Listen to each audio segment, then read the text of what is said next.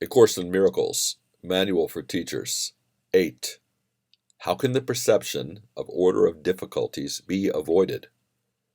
The belief in order of difficulties is the basis for the world's perception.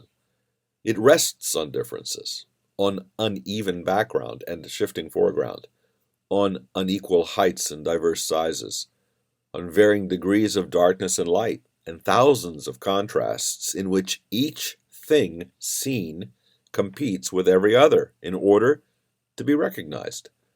A larger object overshadows a smaller one. A brighter thing draws the attention from another with less intensity of appeal.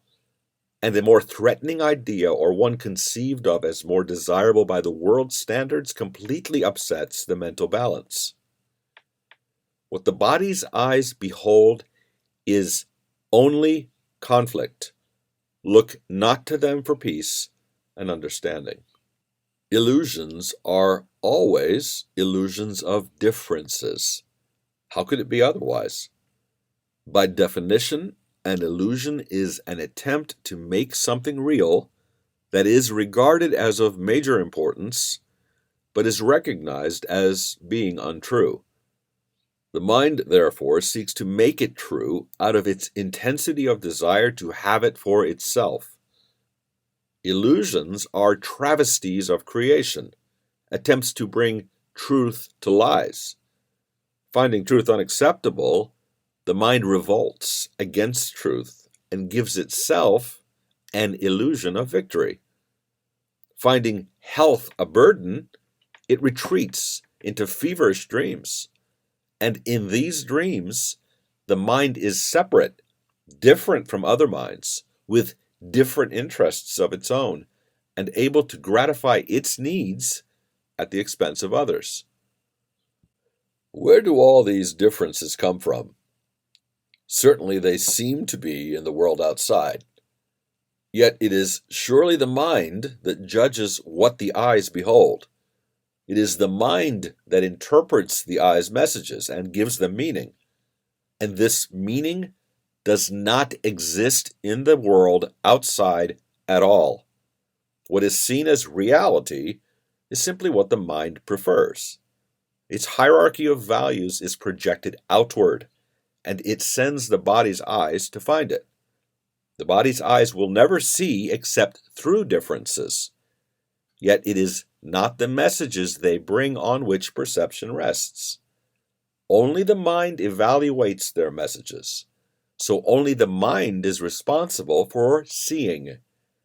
It alone decides whether what is seen is real or illusory, desirable or undesirable, pleasurable or painful. It is in the sorting out and categorizing activities of the mind that errors in perception enter, and it is here correction must be made. The mind classifies what the body's eyes bring to it according to its preconceived values, judging where each sense datum fits best. What basis could be faultier than this? Unrecognized by itself, it has itself asked to be given what will fit into these categories. And having done so, it concludes that the categories must be true. On this, the judgment of all differences rests, because it is on this that judgments of the world depend. Can this confused and senseless reasoning be depended on for anything? There can be no order of difficulty in healing merely because all sickness is illusion. Is it harder to dispel the belief of the insane in a larger hallucination as opposed to a smaller one?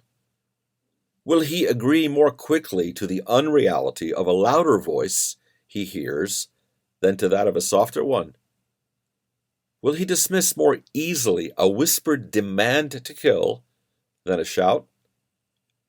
And do the number of pitchforks the devils he sees carrying affect their credibility in his perception? His mind has categorized them as real, and so they are real to him. When he realizes they are all illusions, they will disappear. And so it is with healing. The properties of illusions, which seem to make them different, are really irrelevant, for their properties are as illusory as they are. The body's eyes will continue to see differences, but the mind, which has let itself be healed, will no longer acknowledge them. There will be those who seem to be sicker than others, and the body's eyes will report their changed appearances as before. But the mind will put them all in one category. They are unreal. This is the gift of its teacher, the understanding that only two categories are meaningful in sorting out the messages the mind receives from what appears to be the outside world. And of these two, but one is real. Just as reality is wholly real, apart from size and shape and time and place, for differences cannot exist within it, so too are illusions without distinction. The one answer to sickness of any kind is healing. The one answer to all illusions is truth.